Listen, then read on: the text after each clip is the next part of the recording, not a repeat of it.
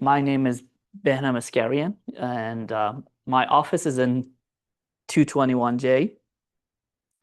And these are my office numbers and my emails. And my office hours are Monday, Tuesday, Wednesday, and Thursdays. On Mondays, Wednesdays, I'm available anytime after 9:30 or 10 a.m. I will be in my office, but my office hours are Monday, Tuesdays. Again, on Mondays and Wednesdays, I'm also available in the mornings as well. And you can stop by if you have any questions. If you want to have a meeting out of the office hours,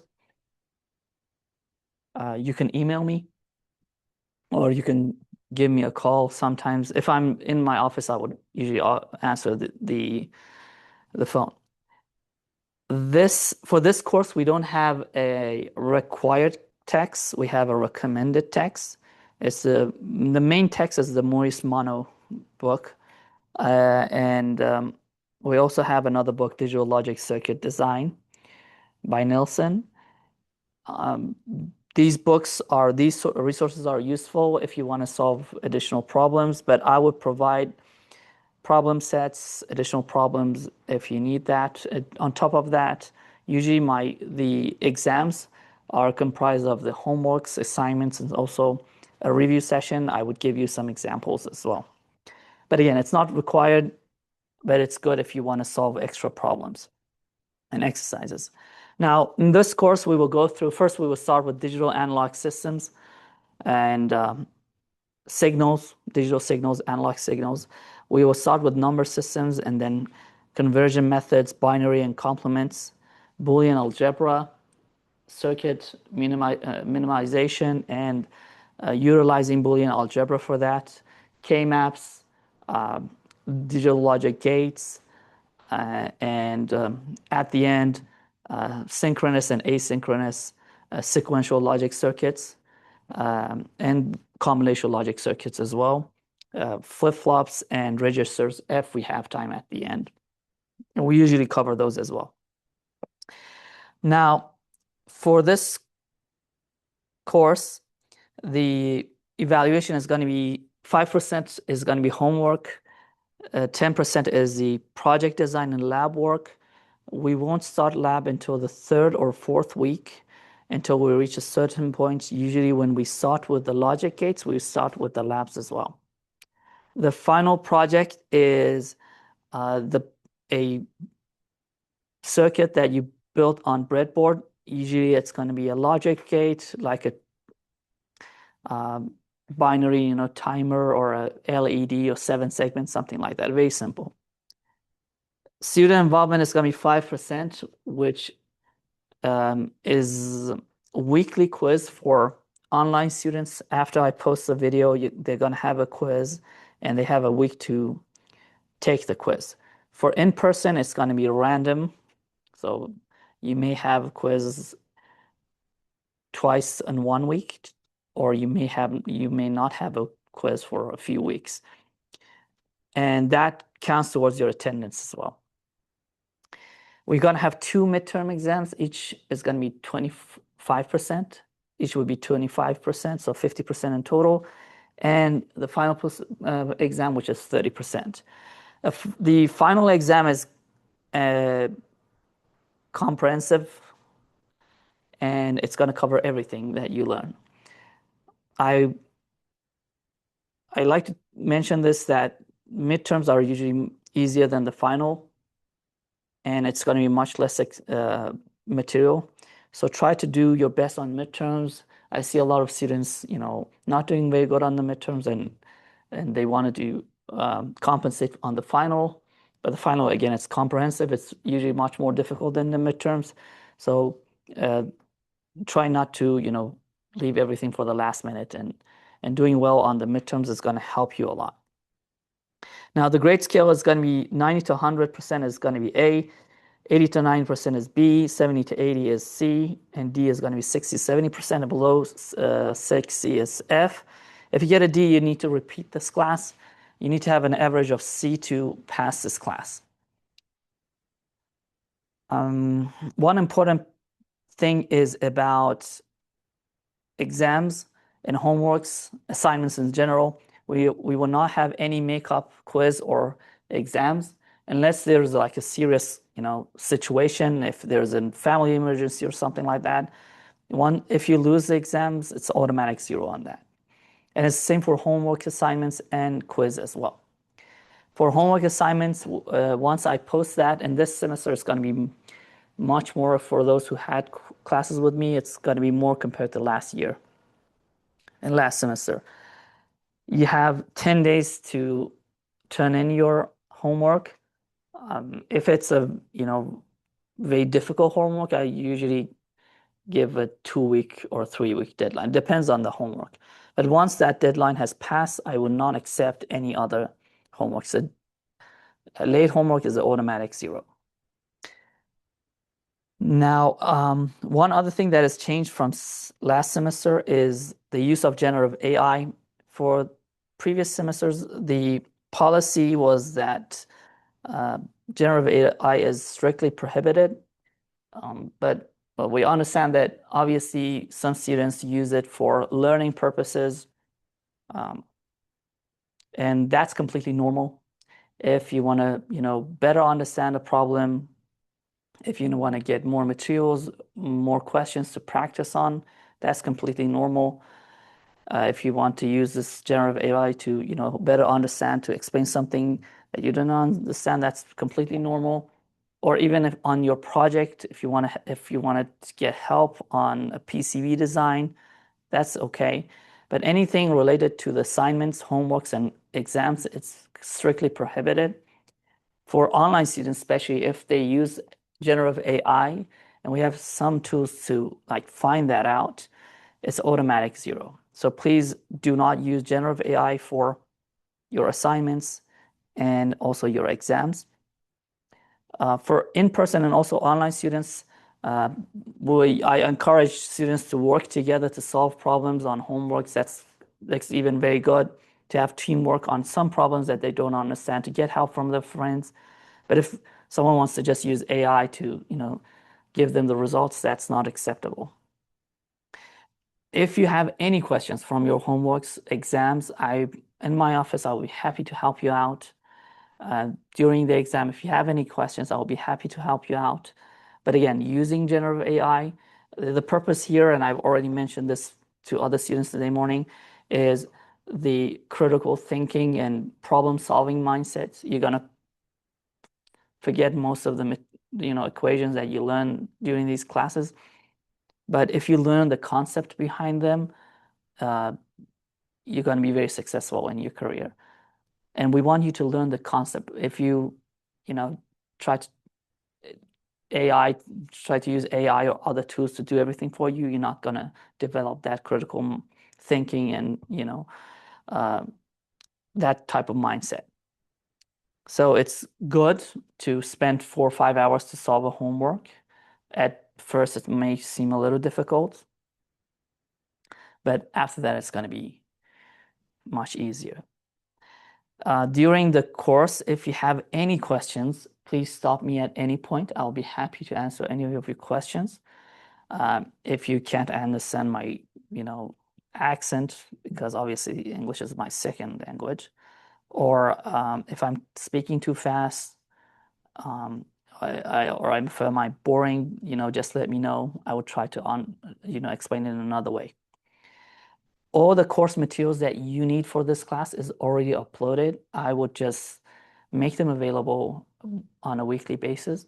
But all the lecture materials, you don't need to buy any books or any other resources, would be provided. And when we, finish the chapter, I would post the homeworks for that and make them available. You can take those, and you can take the quiz or do the assignments as well. Now, about the calendar, this week we will start with introductions to digital analog systems, and we will start with number systems, and particularly we will start with binary systems and decimal and how to convert decimal and binary. Second week would be algebraic methods of analysis of logic circuits and number systems, how to do complements, subtract, add, multiply binary numbers, and how to convert different bases of numbers.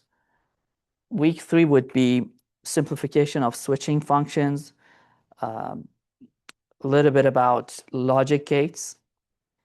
Week 4 would be logic gates. Week 5 would be review for exam number 1 and also exam number 1.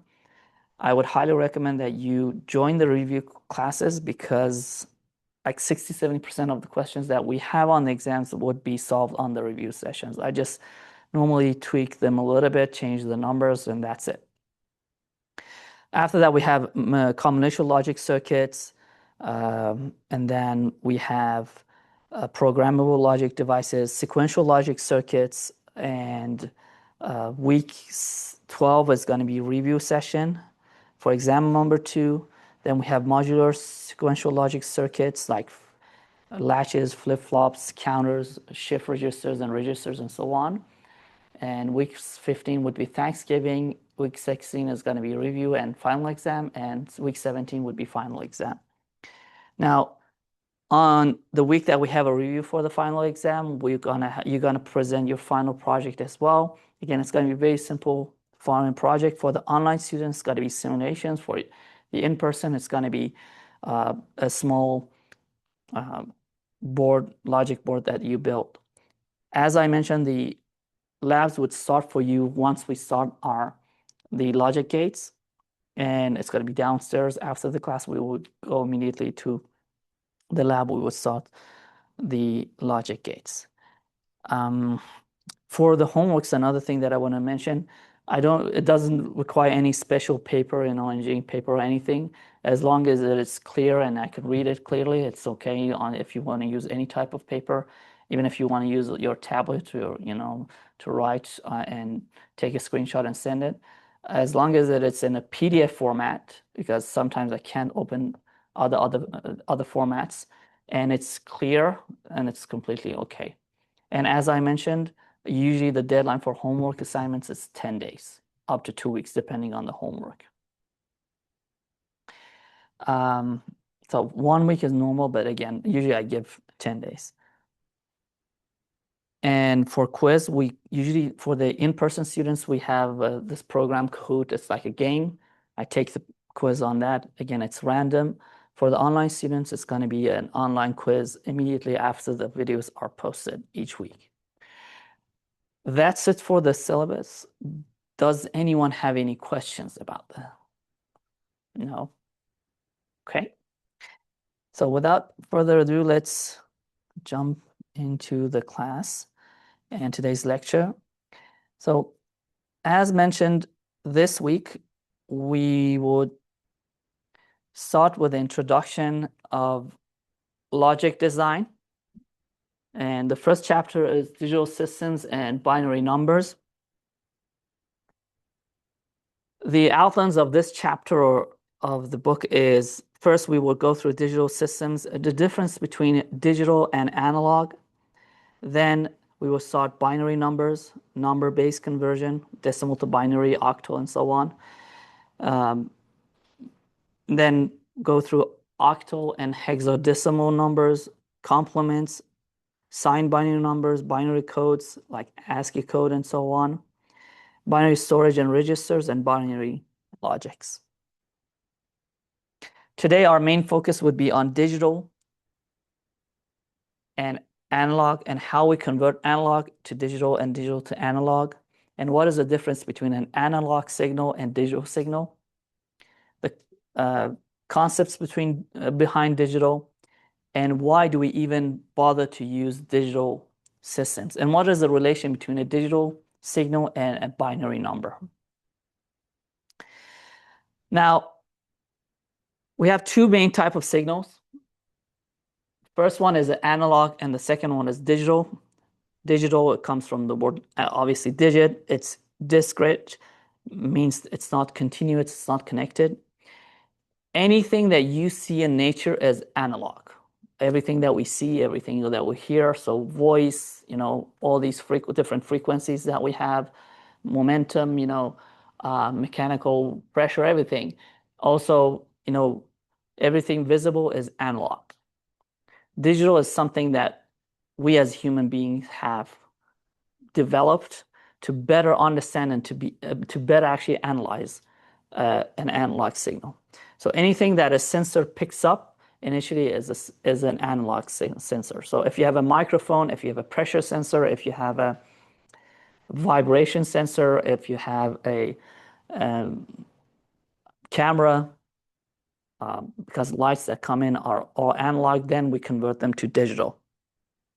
Another example of analog signals would be water pressure, air pressure, any type of pressure, voice, which is technically air pressure,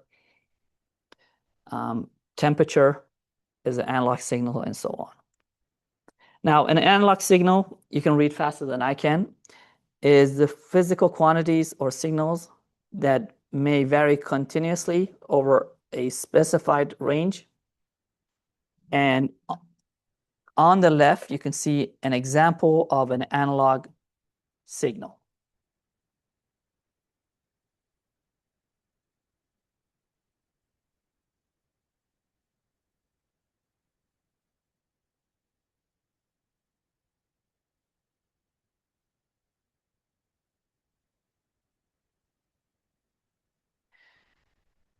So as you can see in an analog signal,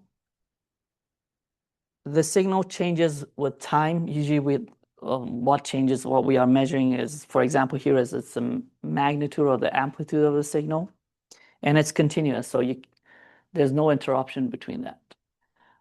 But the other type of system that we like to work in, and it's the principles of this digital signal design, is the digital system. And it's these physical quantities, and they can only assume discrete values. So we don't have a continuous signal in them. Now, why do we even want to convert or use digital design or digital systems instead of analog? Can someone think of some benefits of the signal that we have on right and some benefits of the system that we have on left? So what are the benefits of analog, and can you think of some benefits of a digital signal?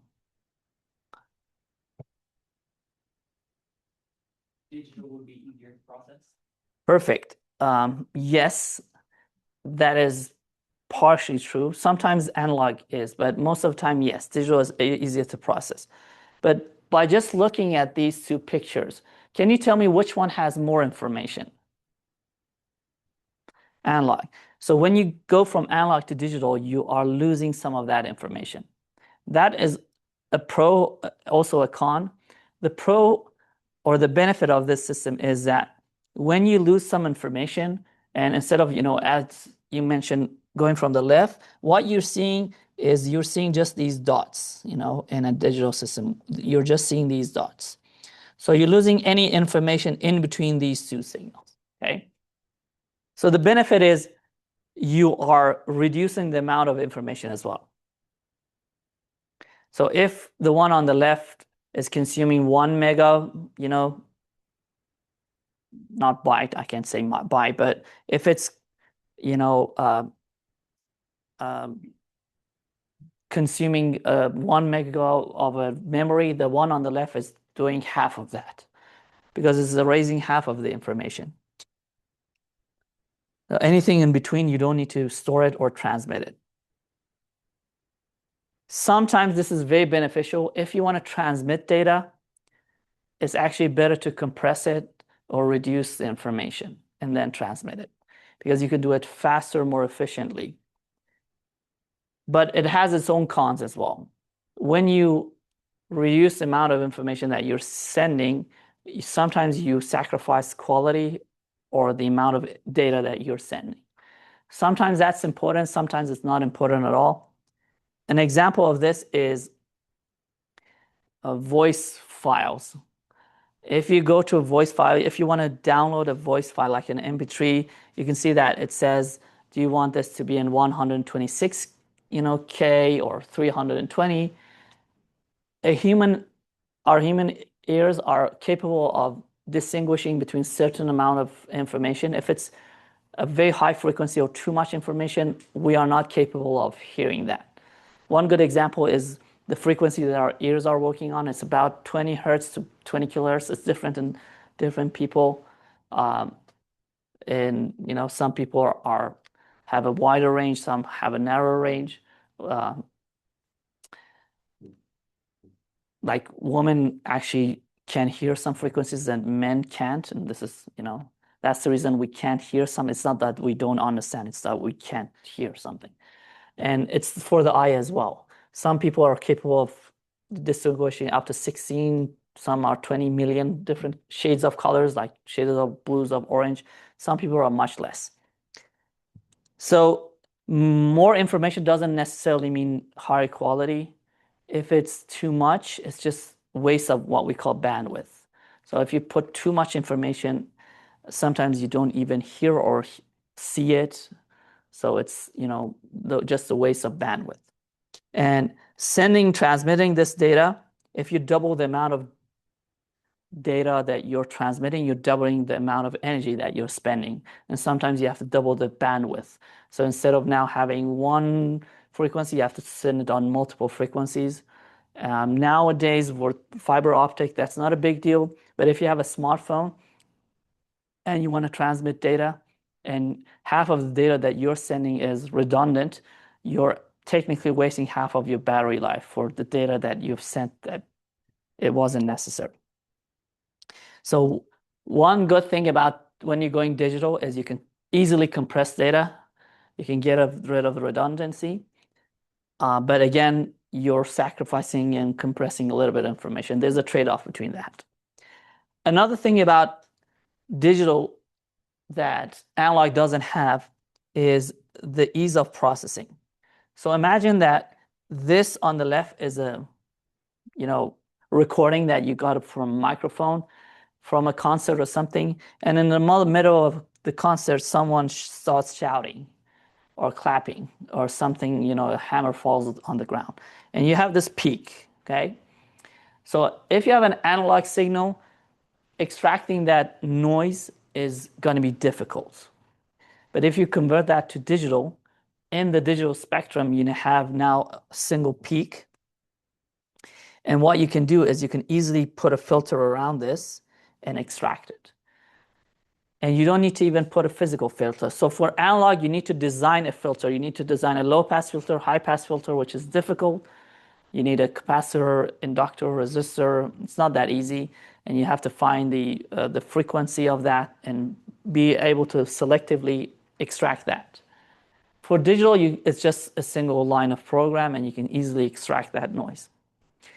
And it's easier to combine. So if someone's a DJ or they want to combine, different voices, extract the singer from, the music, they can easily do that and do manipulation with digital.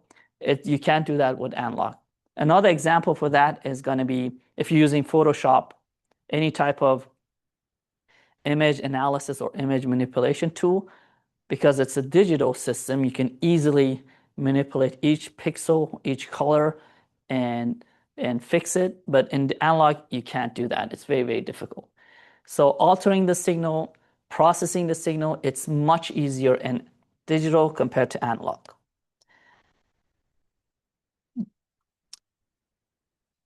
But sometimes analog systems are faster than digital, and I'll explain about that as well.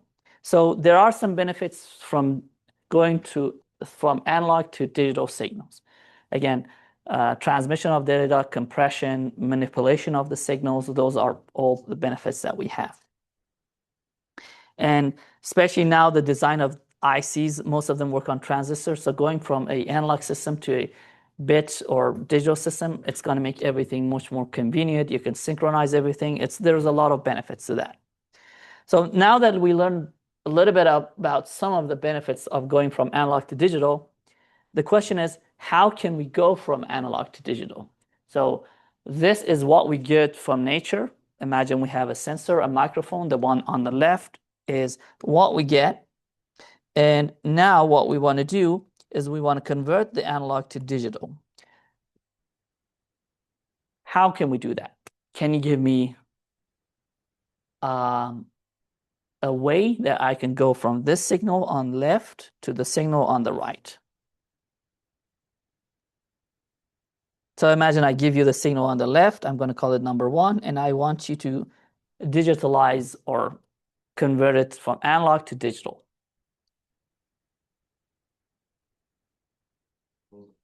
Perfect. Yes, we can do that. I can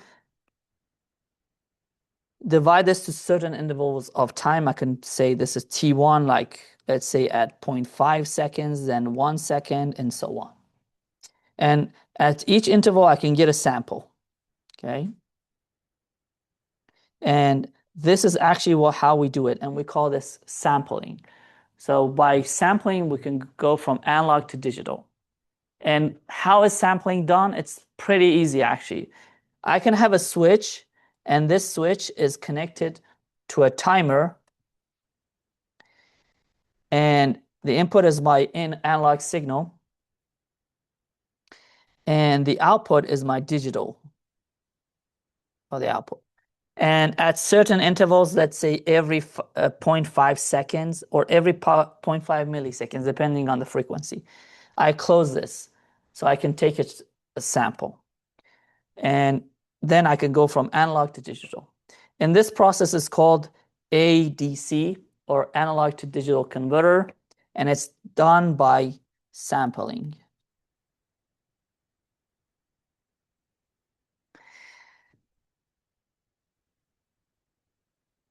Now, depending on the time interval, I can have a higher sampling rate or a lower sampling rate. Higher sampling rate means that I'm taking a sample at smaller intervals. I'm retaining more information. Lower sampling rate means I am doing it at further distances. So for example, here it's at half of milliseconds. What if I do it, let me do it with a different color. What if I do the sampling at 1 millisecond? So if I do it at 1 millisecond, the green one is my sampling. So I'm going to have this. So instead of having this picture, if I do it at 1 millisecond, I'm going to have this picture.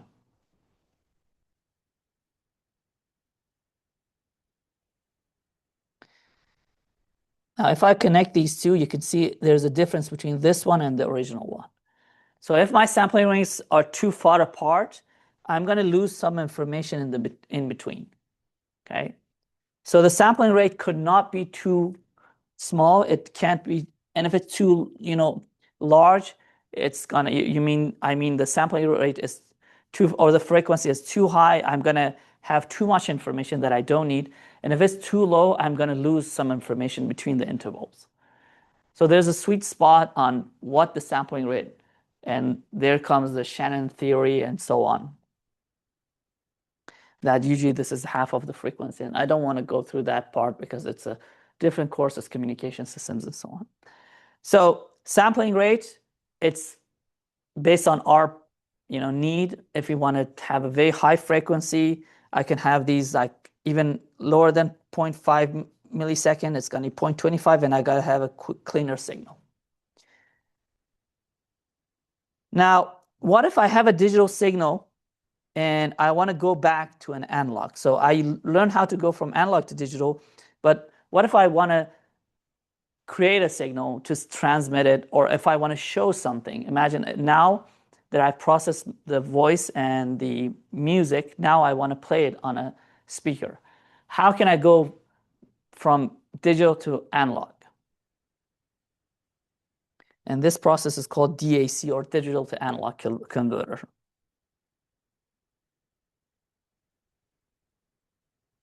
So the only thing that I need to do is to connect these dots. Yes?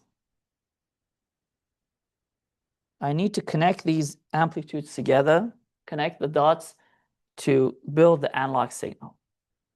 Now, how can I connect these dots? Imagine again, I use the switch to do sampling and go from analog to digital. Now, which electronic element can I use to go from digital to analog? Or in other words, connect these dots. These dots are voltages. So this could be 1 volt, 2 volt, 3 volts, 4 volts, 5 volts, and so on. And these are just showing the amplitude, and it's the amplitude by time. It could be current, it could be amplitude, but usually it's voltage, it's amplitude, voltage of amplitude. Now, imagine I have different voltage levels, like 1 volt, 2 volt, 3 volt, 4 volts, nothing in between, but I want to connect these dots together and create an analog signal. So the thing that I need to do is I need to save this voltage and add the next voltage to it. Okay, so I need to save the 1 volt or 2 volt and then add the next voltage to it and somehow connect these two, add the other voltage to it. So I need a storing element to do that.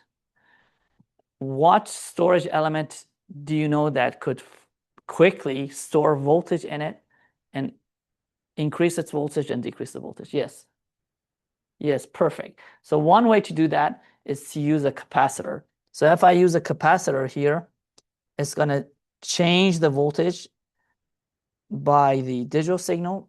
So I'm going to have this in the input, for example, and in the output, you're going to have something very close to this. It's not just a single capacitor. We also use an inductor and a resistor, and we create something called an envelope detector. An envelope detector is like something like an envelope that actually measures the outer side or the envelope or the outer space of a signal and adds them together.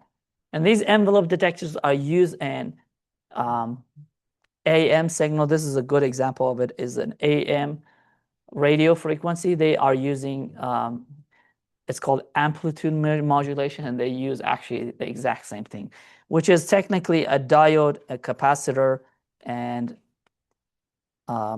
some other elements like inductors and so on.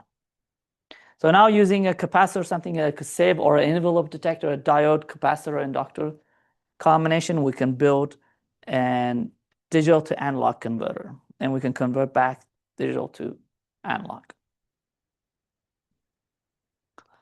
And when we build this, we have to make sure it has minimal internal resistance, because if you have too much internal resistance, it's going to alternate the signal, and you have distortion in the signal, creates noise. It's not that easy to just add that.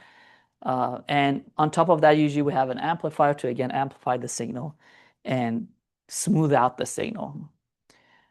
But if the sampling rate is too low, imagine instead of 0.5 second, let me draw it with a different color. Imagine if instead of 0.5, I have the sample rate every 2 milliseconds. Then I'm going to lose everything in between. Okay? So sampling rate is a very important part of this equation. We need a sampling rate that is not large and not small enough, so anything in between.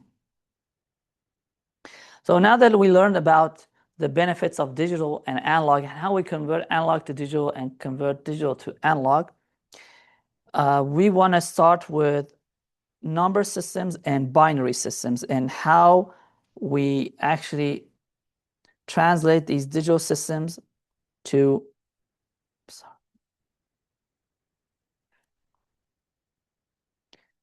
a binary signal.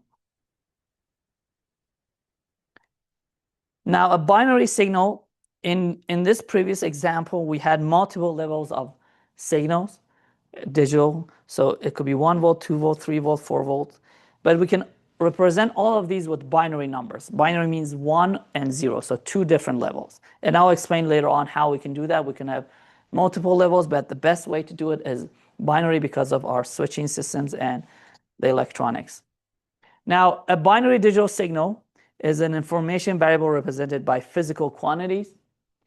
It's represented by 2 levels, 1 and 0, off and on or off, or closed or open. So different ways to show it. The digits could be 0 and 1. It could be words like true or false. It could be symbols like low and high. It could be a switch on and off. or it could be voltage, like 5 and 0 volts. So another way that you can show it, it's like with 5 volts and 0 volts, depending on, how you want to present it.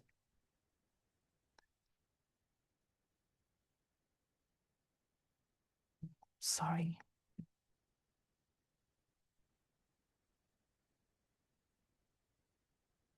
You can read faster than I can. Binary values are represented by values or ranges of values of physical quantities. And again, we have usually 2 different levels. Now, the way that in electronics and computers, that we show these different levels is with different levels of voltages. 0 usually means 0 volts. So a logic of 0 means 0 volts. And a logic of 1 usually means 5 volts or 3 volts, depending on the system, even 12 volts. So if you have a switch that is open and it's showing 0 volts, then the logic is 0. If it's showing 5 volts, then the logic is 1. Earlier systems, they had 12 volts for logic of 1 and 0 volts for logic of 0. But that caused some problems. And later systems, they use 5 volts and 3 volts and 2.5 volts and 1.5 volt for the logic of 1 and 0 for the logic of 0. Now, imagine if I had a first generation logic system and my logic of 1 was 12 volts or 100 volts and logic of 0 is 0 volts. What is the problem with the system? What was the problem of the system that we had to go to a lower voltage? The problem was when you put 12 volts as logic of 1 and 0 as a logic of 0, all your power supplies, everything should go up to 12 volts. So you're consuming a lot more energy. Instead of having a small battery that you use on your smartphones right now, around 3.5, 4 volts or 5 volts, you need a big battery, which is a 12-volt battery or even higher. So that creates a lot of problems.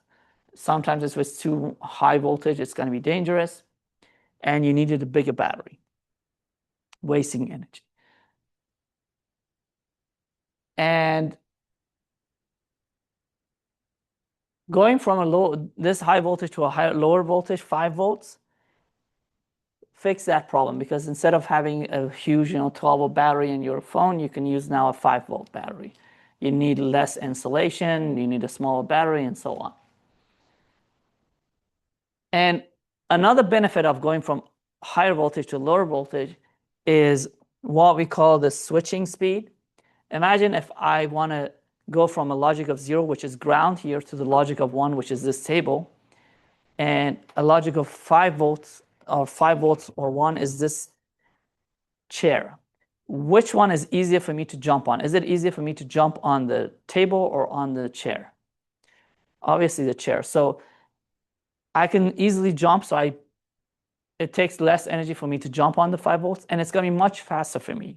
Jumping between this and the 5 volt is going to be much faster, smoother, quicker than 12 volts. So it increased the frequency and the speed of the processor as well when you went from 12 volts to 5 and then 3 volts.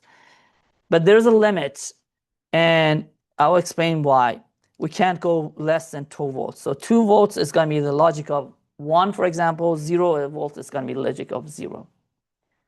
Now, if these 2 levels become too close, imagine instead of this table or this chair, someone says, oh, can't you, jump on this stack of papers?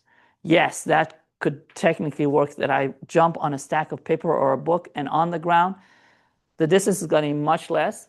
But when you do that in a very high frequency, like in gigahertz, billions of times per second, then we have something that is called overshooting, meaning when we jump from 1 to 0 or 0 for 1, it doesn't just straight go to 1. You have a little bit of, it's like when you suddenly flick a switch, you're going to have that spark, because there's a difference in the voltage potential. You're going to have that sudden surge in voltage. And when you have that surge, and if you don't have this undefined region, and you go from 1 to 0 or 0 to 1, and this is very small, like imagine this is our different logic levels, then you may go back to 0 without intentionally, okay? And you're going to have errors in the system. So that's the reason you must have an undefined region. And in the undefined region, so if the voltage level is around here, it's neither 0 or 1. So it's not 0 or 1. And this undefined region is to separate our logics between 0 and 1. And that's the reason we must have maintain this threshold, this gap, to be able to distinguish between our zeros and ones. Does it make sense? Yes. And another thing, in most systems, a logic of 0 is not necessarily 0 volts. In some systems, logic of 0 is around 0.5 volts. So if it's 2 volts or anything, let's say anything above 1. The logic of 1 is anything greater than 1.5 volts, and logic of 0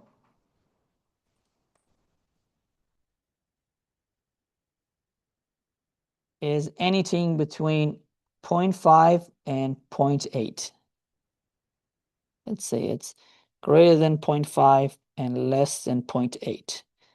So there's a region that we allocate as logic of 0.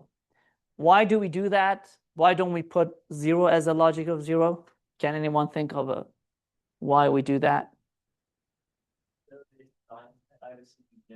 Perfect. Yes. If the line is cut or there's a disconnection between anything, you don't confuse it. If it's disconnected and you don't have any voltage, the system would assume it's 0, but it's technically a fault. It's a ground, or it's a short-circuited system. So in most of the systems, between these two is a logic of 0. Up here is a logic of 1. And in the middle, I'm going to do logic of 1 with a different color, blue. So anything above this line is a logic of 1. Anything down here is a logic of 0. And anything in between, I'm going to draw it with green, is undefined, meaning it's nor 0, nor 1.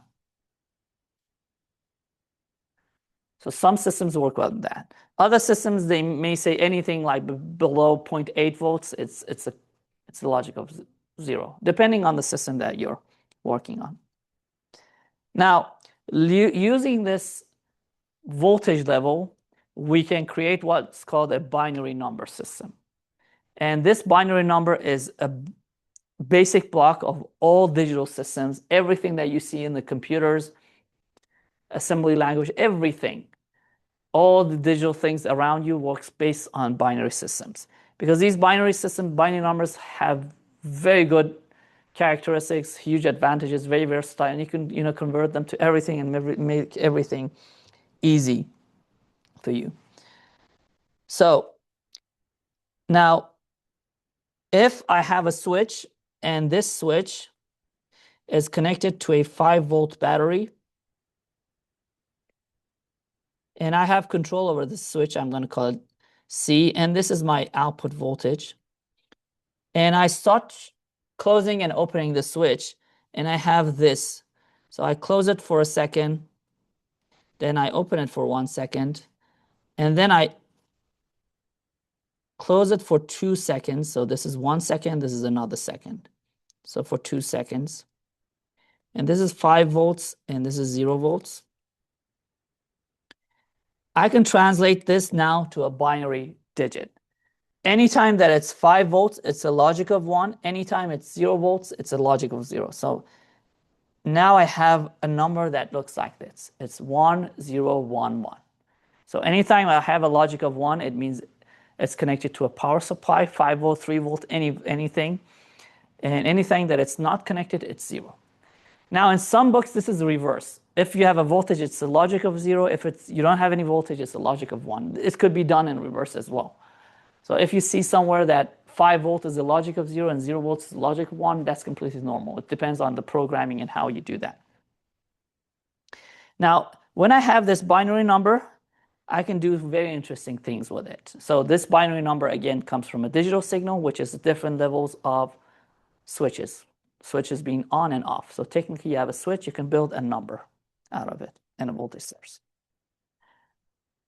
Now, before I get into binary digits and binary numbers, let's start with a number system that is very familiar. You learned it since kindergarten. It's called the decimal system, or a base of 10. So anything that you learn in kindergarten, in the school, in mathematics, we call it the decimal number system, or a base of 10. And it's pretty easy. Let me go through. I think it's the better way to show it is through this. Now, for a decimal system or decimal number system or base of 10, let's say we want to write a number 512.74. And if I want to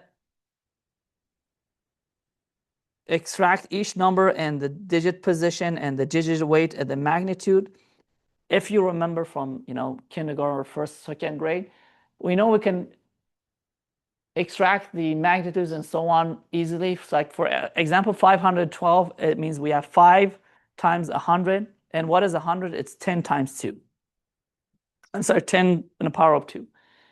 10 is 10 or 10 in the power of 1. 1 is 10 in the power of 0. And then -1 is 10 in the power of -1, and 10 in the power of 2, -2 is going to be 0.01. So if I wanted to write 512.74, I can add 500, which is 5 times 10 in the power of 2 times 2, plus 10 times 10 in the power of 1 plus 2 times 10 in the power of 0, which is 1, plus 7 times 10 in the power of -1 plus 4 times 10 in the power of -2. So what we do, we have the base, which is 10, we have the digit's position, and then we multiply it by the digit weight, which is the base and the power of the position. So at the decimal point on the left, it's going to be 10 in the power of 0, then 10 in the power of 1, then 2, and so on. And on the right, when you go to the right, it's going to be 10 in the power of -1, 10 in the power of -2, and so on. And the magnitude is going to be sum of the digit times the weight. And finally, we have the notation, which is 512.74. Now, let's do a small exercise. Just give me a second to.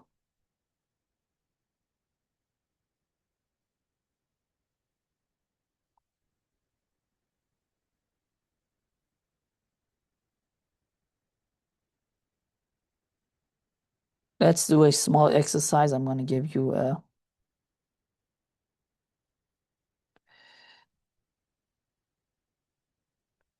small example.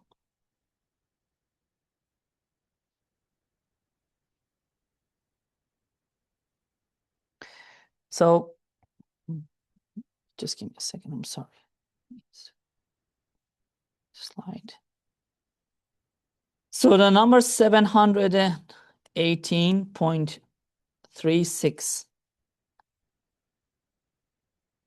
If I want to write it and extract the weight and the base, I do it like this. I have 700 plus 10 plus 8. Am I correct? Plus 0.3 plus 0.06. Okay. Now, this is our decimal point. Anything on the left, this would be 10 in the power of 0, 10 in the power of 1, 10 in the power of 2. And on the right, it's going to be 10 in the power of -1, 10 in the power of -2.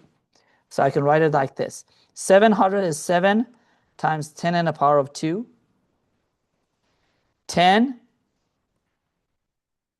or yeah, the 10 that we have, it's going to be 1 times 10 in the power of 1.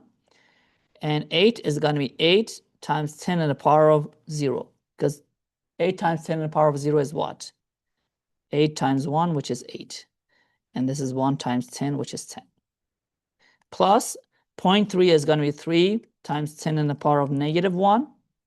Or in other words, 3 over 10.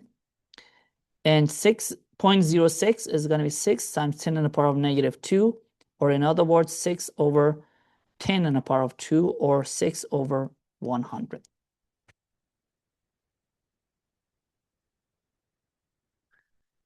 So this is how we actually extract the base and the magnitude and so on. And this is a very important part of the system. Now for a small exercise, I want you to do 4,000, let's do more, 49,623.7482. And this is in a base of 10. And I want to extract the base, weights, and magnitude, and so on. So 49,623.7482 in a base of 10.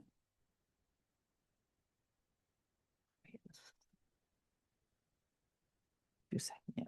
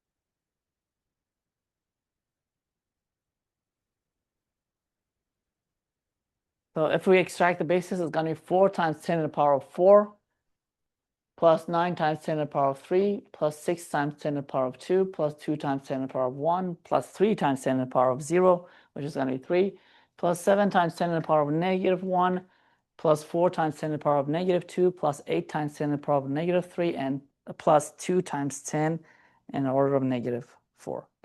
And if you add all of that, you get to that decimal number. Okay, so that's it for today's class. Next class, we're going to start octal number system and then binary number systems. This is it for the online students. We're going to have a quick quiz just for you to get familiar with the code system and how we do the quiz. So that's it for the online students. I would see you on Thursday.